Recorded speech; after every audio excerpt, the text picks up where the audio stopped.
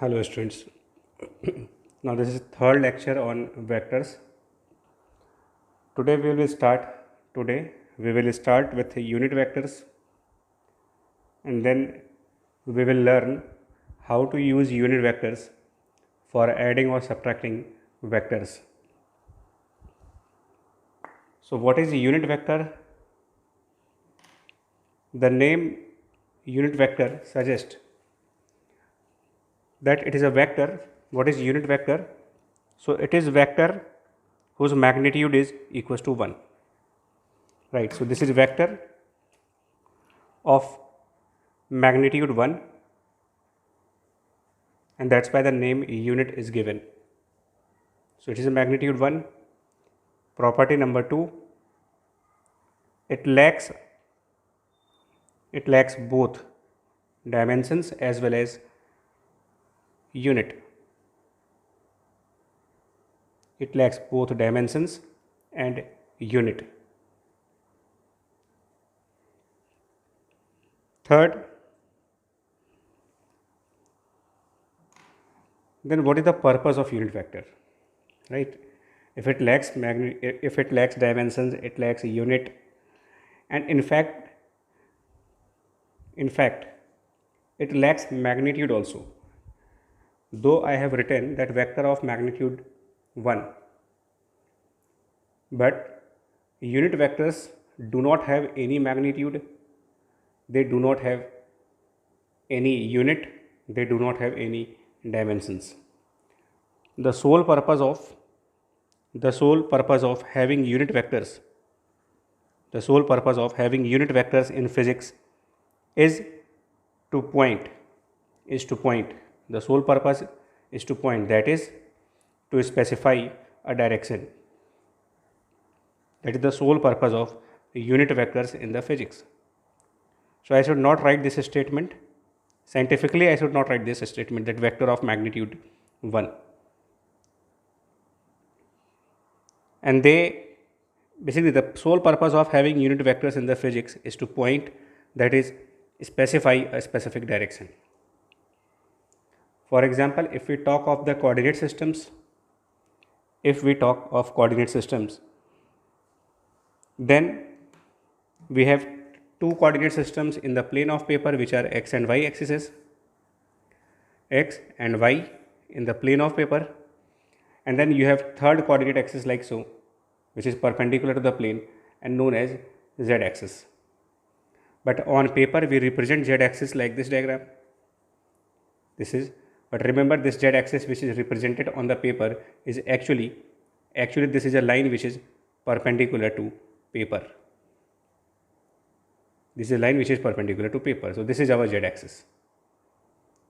So I have represented the z axis by this arrow, which is perpendicular to the paper, and this x axis and y axis. So this is our system of coordinate axis, and we will use 3 unit vectors. And remember, the sole purpose is to point or specify a direction. Therefore, to specify positive x direction, I will use one unit vector denoted by I over cap. To point or specify a direction along positive y, I will use another unit vector j cap, and to point, that is specify a direction which is positive z axis, I will use another unit vector k over cap. So these 3 unit vectors are basically used to point or to specify the direction. This vector is specifying positive x direction, this vector is pointing or specifying positive y direction, and k cap is like so. So normally the vectors are denoted as, normally you write a vector. If you want to write a vector, then you write some alphabet and you put arrow over it. This is the symbol of vector. But notice, for unit vectors we have a different symbol. We are using this inverted V. in place of the arrow we are using, in place of this arrow we are using inverted V symbol for unit vectors.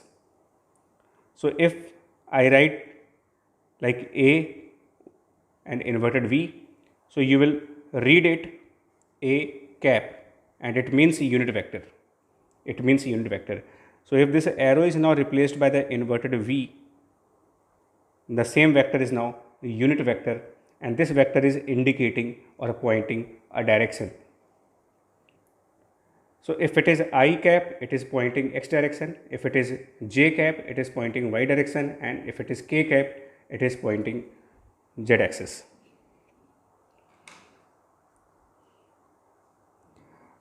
And now by doing so, we will simplify, or we will find a new way.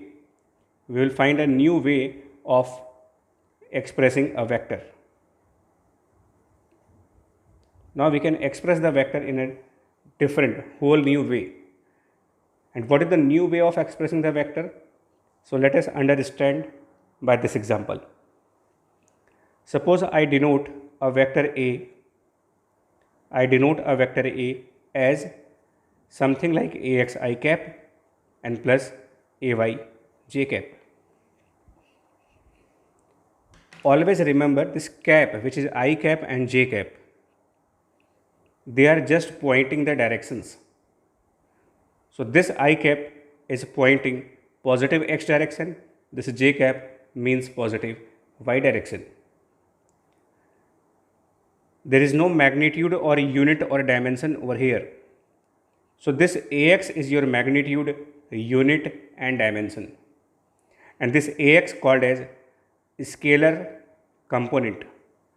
This Ax known as scalar component, and because of x it will be called as x scalar component. This is only Ax part.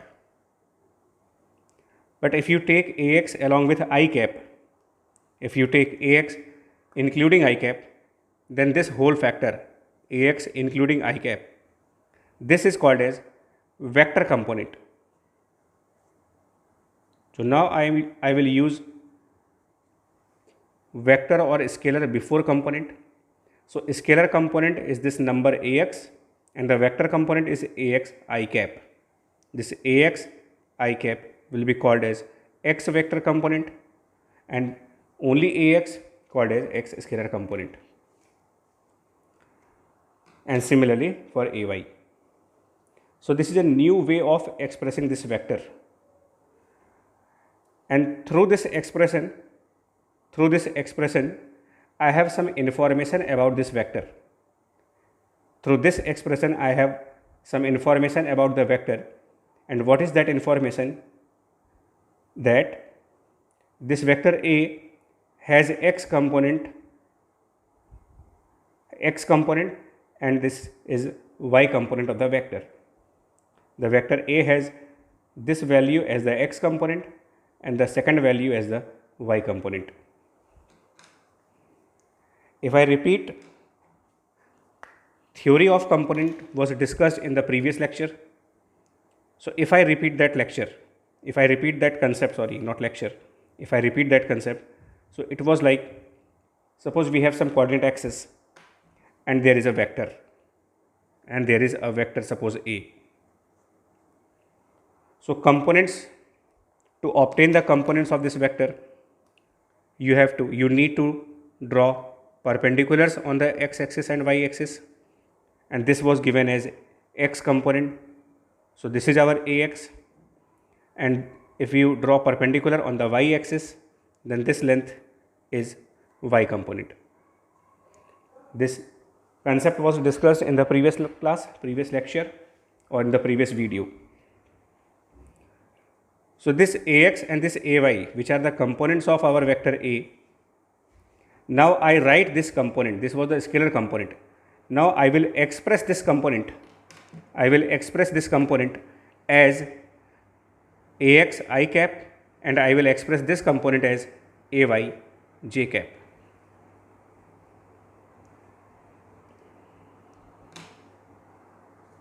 Right?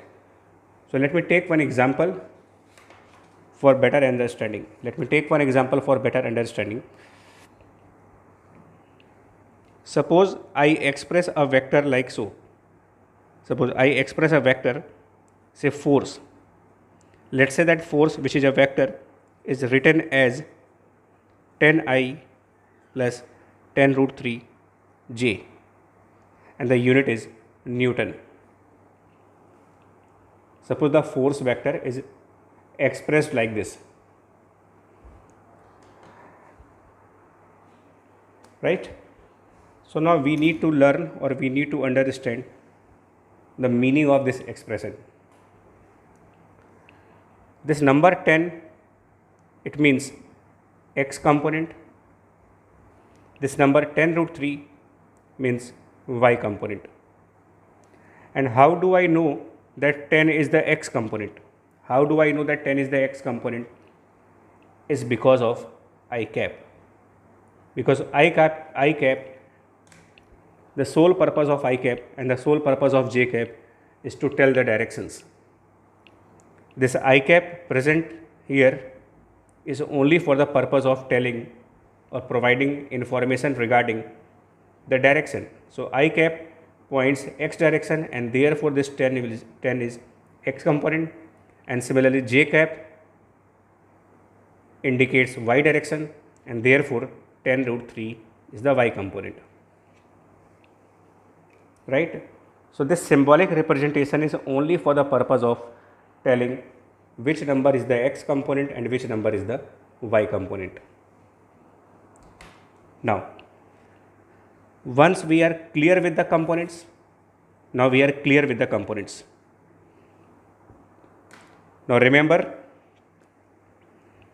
the previous class that the two components and your vector, they complete a right angle triangle. Therefore, this x component, which is 10, and the y component, which is 10 root 3, and the force F, they will make one right angle triangle. Remember the hypotenuse of this triangle. Hypotenuse always represents our vector, and the other two sides are the components on x and y axis. So this length present on the x axis will indicate x component, that is 10. The other one is 10 root 3, and suppose that this angle is theta. So from this you can find the magnitude of force by the Pythagoras theorem, and the magnitude of force by the Pythagoras theorem will be square root of 10 square plus 10 root 3 square, and which is 20 Newton. And we can also find this angle theta, which is tan theta equals to perpendicular 10 root 3 divided by base 10. So 10 root 3 divided by 10 is root 3. That means theta is 60 degree. Right. Let us take one more example. Say the velocity is now written as, say you write velocity v as, for example, you write velocity as minus 5 unit meter per second, and then I cap, and then plus 5 root 3 meter per second, and then j cap. So this I cap is indicating a direction which is x axis, and therefore this minus 5 meter per second, is our x component. J cap, which is used for indicating y direction, so the number associated with j cap, which is 5 root 3 meter per second, it indicates our y component. So now I have the x component as minus 5 and y component as 5 root 3. So same theory, the two components and this vector will complete a triangle. So I will complete this triangle for you. Our x component is negative and the y component is positive. Therefore, I will complete the triangle in the second quadrant because of negative x component and positive y component. So you just complete a triangle like this, where the hypotenuse portion is now the vector v. The length on the x-axis is this value 5, and the length parallel to the y-axis is 5 root 3. This is minus 5. And let's say this angle is theta, right? So again you can find the value of v by the Pythagoras theorem. So therefore mod of v by the Pythagoras theorem, this 5 and 5 root 3 will give you 10 meter per second, and this angle theta you can find by trigonometric ratios, perpendicular by base, and so 5 root 3 divided by 5. Remember, this minus was only for the purpose of negative side of x-axis. While taking trigonometric ratios of acute angles, since theta is the acute angle, we will just take the absolute value, numeric value of this length, which is 5. So it will give you theta equals to 60 degree. So this is the whole idea behind the introduction of unit vectors I cap, j cap and k cap. So that whenever a vector is expressed in terms of I, j or k, then we have some information about the x component and y component and z component. I cap number along with I cap is always our x component, number along with j cap is always our y component, and then please keep in mind that the two components together with vector, they will always form a right angle triangle. And this statement is sufficient for finding the magnitude of vector as well as direction of vector. So far we have discussed two-dimensional vectors only, 2D vectors having x and y components. In future we will discuss a vector in 3 dimensions, that is x dimension, y dimension and z dimension, that is z dimension. But right now our discussion will be limited up to two-dimensional vector,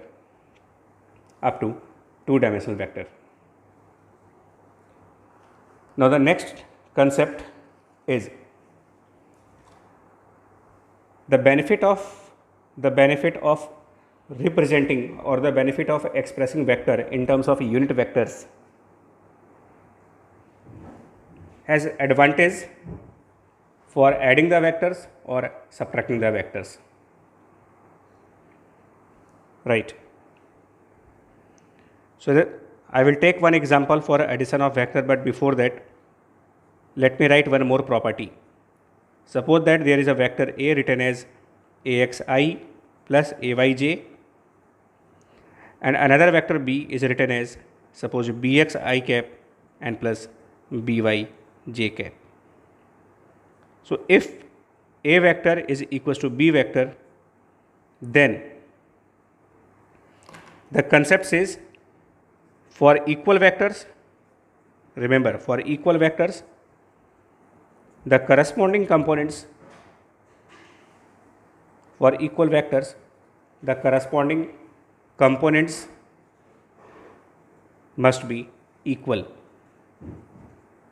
The corresponding components must be equal.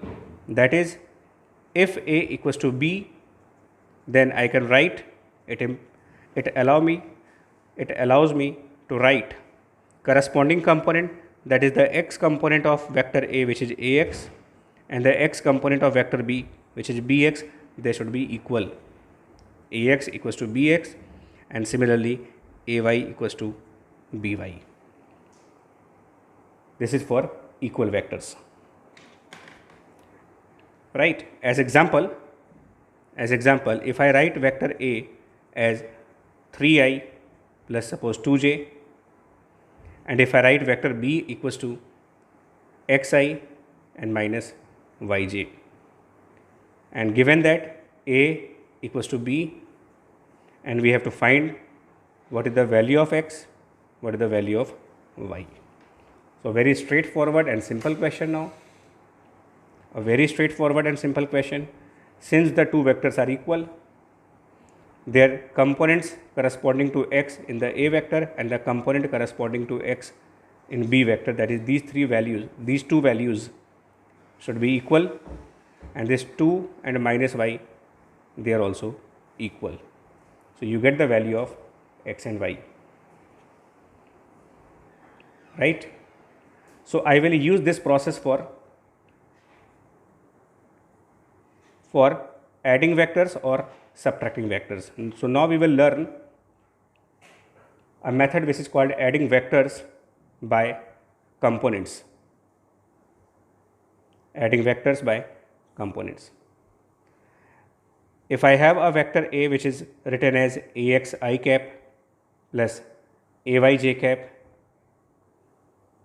and then a vector B written as bx I cap plus by j cap, then I can write A plus B as, you can write A plus B as, now the corresponding components are added.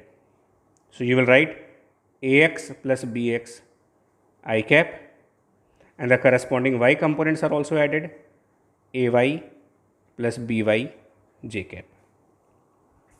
So in this way you can add the two vectors provided a and b are expressed in this, a and b both are expressed in form of I cap and j cap. So again I will take example for you, but remember this concept. You remember this concept, I will take one example for you. So my first example related to this concept is, now, let's say vector A is written as 4i plus 7j and maybe some k cap, and vector B written as minus 2i and plus 3j. So now what is the value of A plus B? What is the value of A plus B?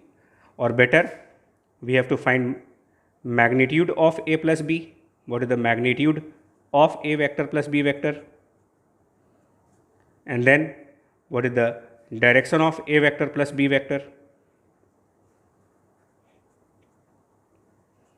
Say these two are questions. So let us solve this problem now. As per the previous concept we learned here, if two vectors are expressed in terms of unit vectors, then while adding them, the corresponding components are added, which means the x components are added together and the y components are added together. So by the same logic, you can write A plus B as, x component of vector A is 4, x component of the vector B is minus 2. So 4 and minus 2 are added together. So 4 plus minus 2 I cap, and same for the y component, 7 plus 3 j cap. You get 2 I cap plus 10 j cap. So this is vector A plus vector B. Now, in our vector A plus vector B, 2 is the x component, right? So x component of A vector plus B vector is 2, and the y component of A vector plus B vector is 10. So now I have both components of this vector, right? I have both components of the vector now. So I will use the same process now. Again, I will use the same process which says that these two components and the associated vector, they will form a right angle triangle. Since both components are positive, you will select first quadrant now, construct a right angle triangle. Hypotenuse is our A plus B vector, and then the side on the x-axis is x component 2, and the side parallel to the y-axis is the y component 10, and let's say this angle is theta. So this is same story again, that this length of A plus B, which is modulus of A plus B, which is the first part, magnitude of A plus B. is by the Pythagoras theorem, square of 2 4 and plus square of 10 100. So this is square root of 104. And then direction for the direction part, you find tan theta, perpendicular divided by base, which is 10 by 2. So this is tan theta equals to 5. Now I need a scientific calculator for finding the value of theta, and I need scientific calculator for finding this square root also. Right? So this is one way. Now, one more example on the same concept.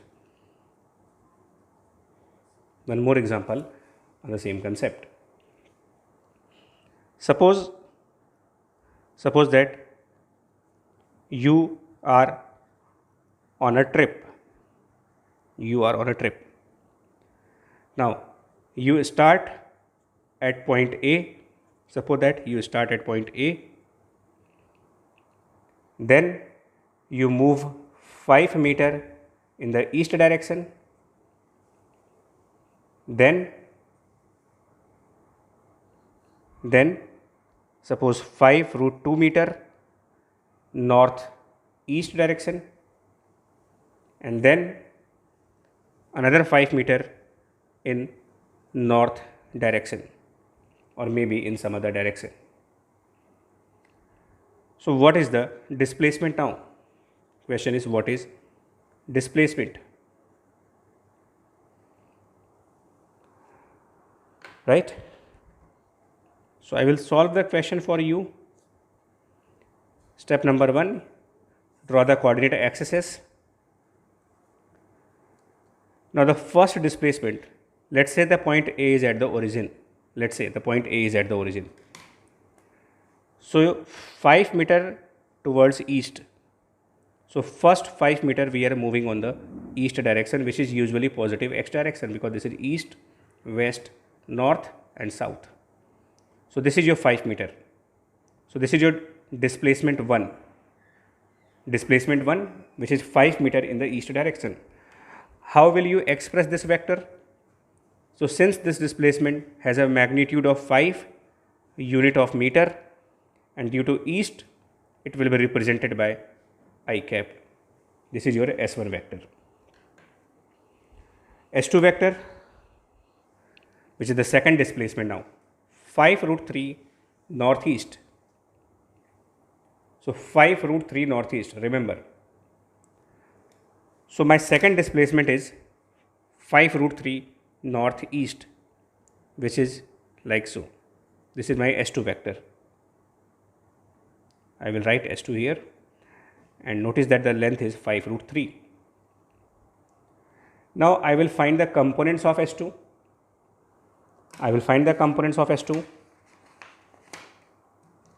And to find the component of S2, remember, we have the vector, and now we need to find the components. The two components along with a vector, they form a right angle triangle.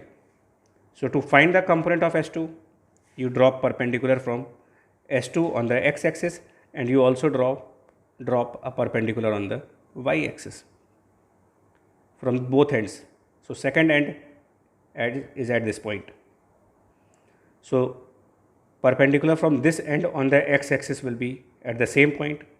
So this length is the x component, and this length is the y component. And since it is northeast direction, so we assume this angle to be 45 degree. And if this angle is 45 degree, and this S2 has a length of 5 root 2, then I guess using trigonometric ratios, we can find the length, we can find this length, which is the y component of S2 vector, S2y, and we can find this length, which is the x component. So if it is 5 root 3 and 5 root 2, and this is 45 degree angle, then through mathematics, you can find this length, which is the x component, equals to 5. And you can also find this length, which is same as this y component, equals to 5. And now you will write S2. Its x component is 5, so you write it 5 I cap, 5 meter unit, and then I cap. and its y component is 5. So you write 5 meter j cap. Now I have third displacement. Now the final displacement 5 meter north. So this is your final displacement 5 meter north, which is S3. And now this S3 will be written as 5, its value, meter unit, and because it is in the north direction, so it should be pointed or expressed by unit vector of y-axis j cap.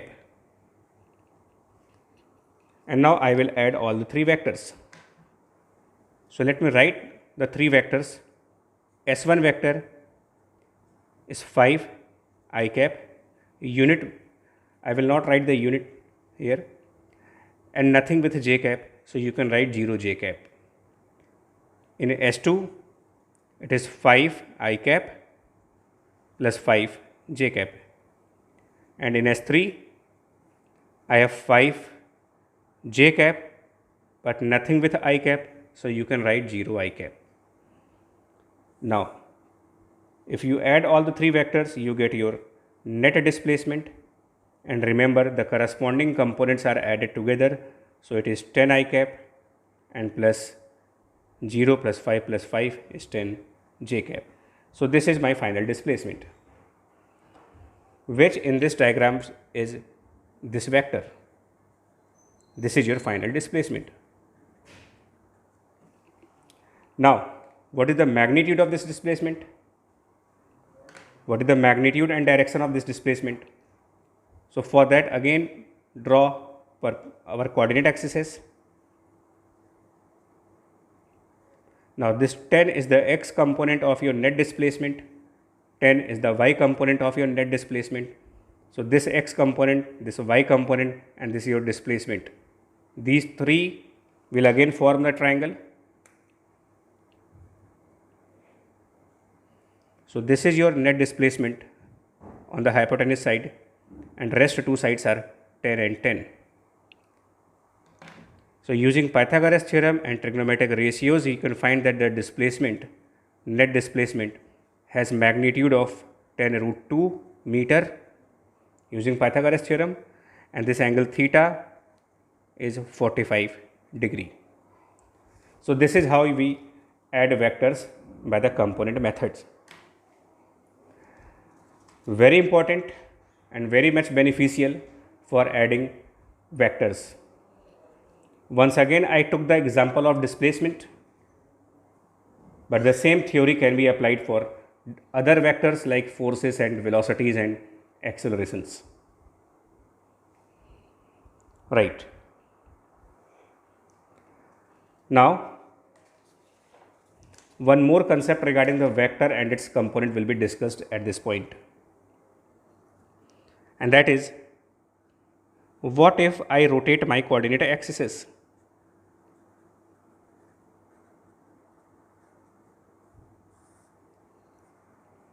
And change in the vector,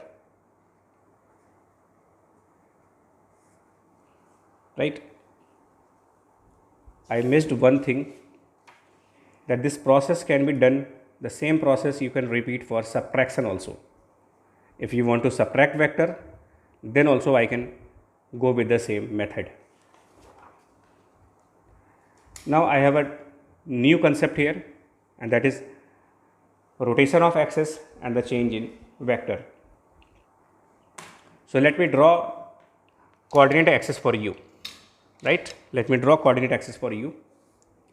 I have a set of coordinate axes, say this one. I have a set of coordinate axes, x in this direction and y in this direction. This is our set of coordinate axes, and in that set of coordinate axes, you have some vector. In that set of coordinate axes, you have some vector, let's say a. And when you drop a perpendicular from that vector, on the coordinate axis, you get this length as x component, and this length as y component, right? And suppose this angle is theta. So using trigonometric ratios, I can prove that the x component ax is a cos theta and the y component ay is a sin theta, right? So the ax and ay, these are x and y components and they are relative to xy system. Now suppose that I have a new coordinate system. With the same origin. The origin will be same point O, but now I have a new coordinate system, that is the x-axis and y-axis both are rotated. Now this is my x-axis, let's say it is denoted by x dash, and perpendicular to it is my y-axis, and let's say it is y dash. So I rotate my coordinate axes by some angle, say alpha. I rotate my coordinate axes by angle alpha. And the answer is, what are the components of the vector relative to x dash and y dash?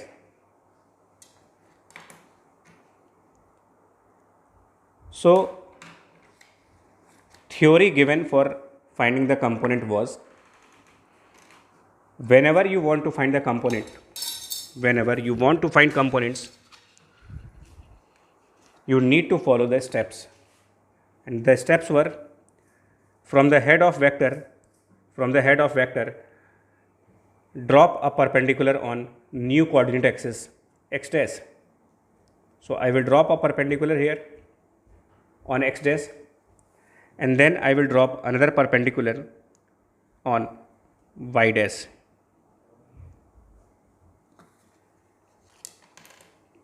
Now this length, I should use different color for visibility. Now this length, which is on x dash axis, is component of our a vector on the new axis x dash.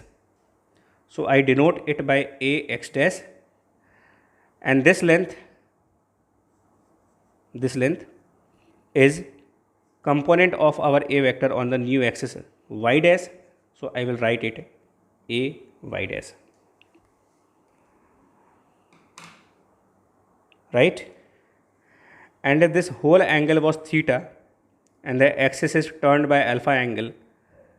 So it can be proved that this angle is theta minus alpha, and this is our right angle. So using trigonometric ratios, you can find that ax dash, be careful in the diagram, ax dash and ay dash. So now I can write ax dash as a cosine of theta minus alpha and a sine of theta minus alpha.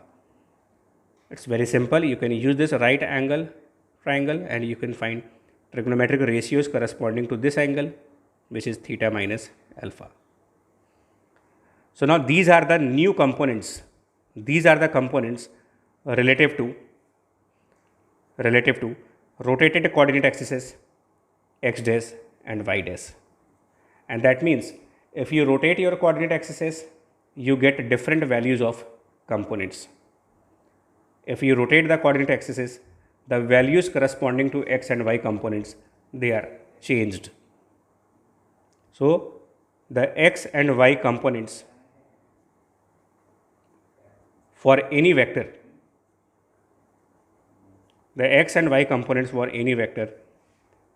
are changed by rotation of coordinate axes.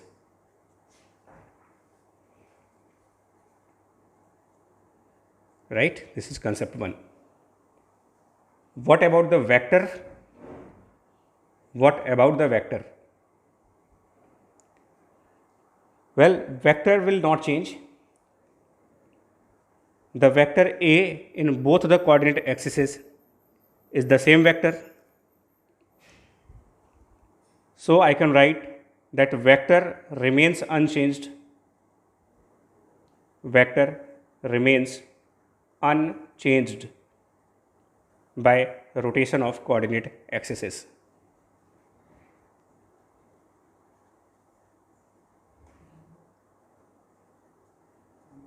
And it is completely logical.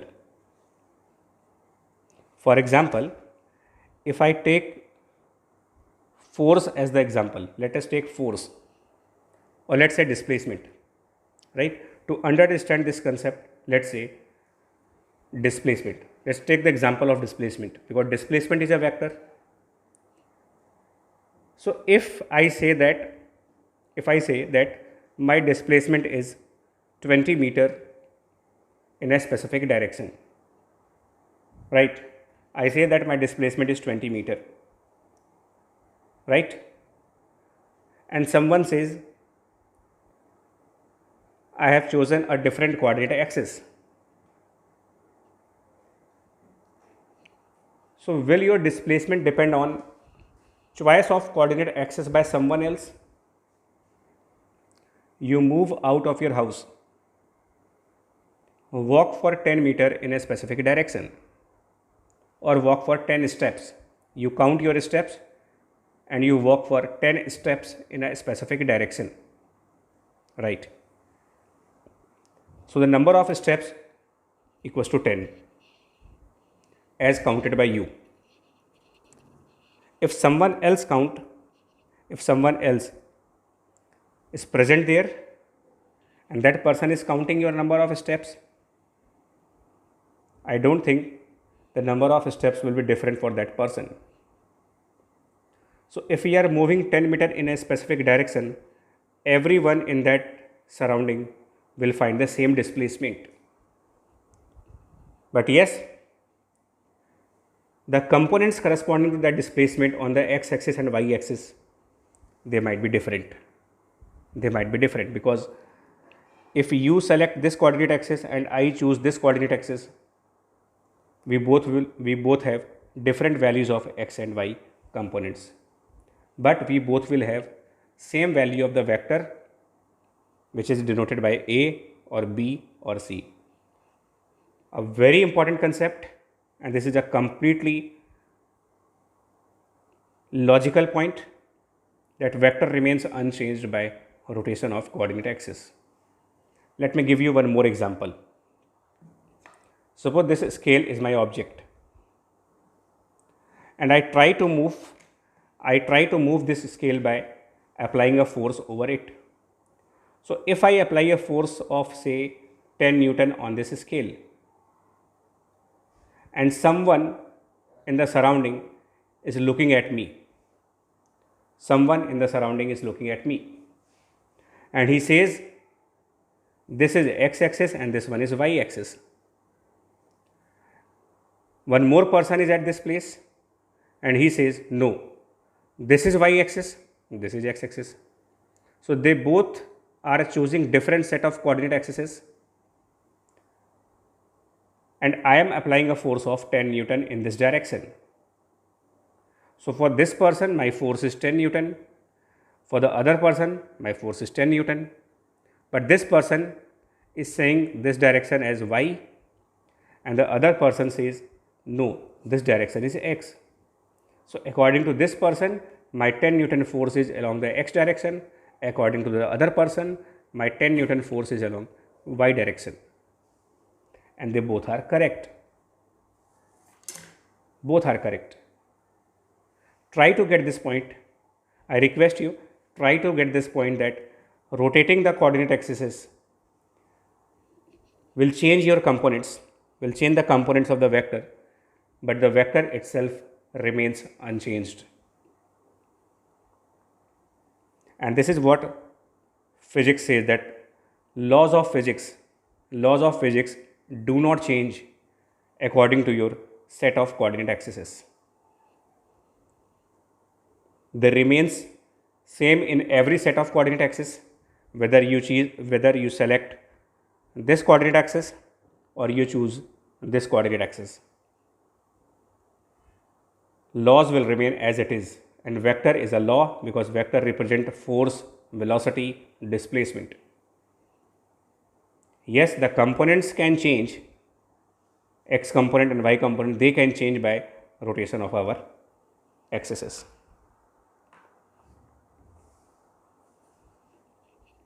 Right? So this is end of today's lecture now.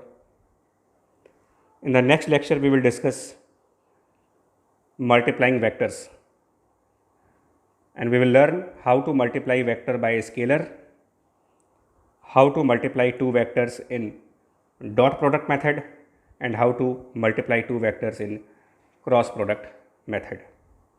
We will learn all these concepts in the next lecture, and finally we will have a question answer video in which I will give you some question for practice, maybe 7 to 8 questions for practice, and we will discuss those questions as review class. Till then, watch this video, try to learn each and every point out of it, and if you find any problem, feel free to write in the comment box. I will explain you over the phone call. Thank you.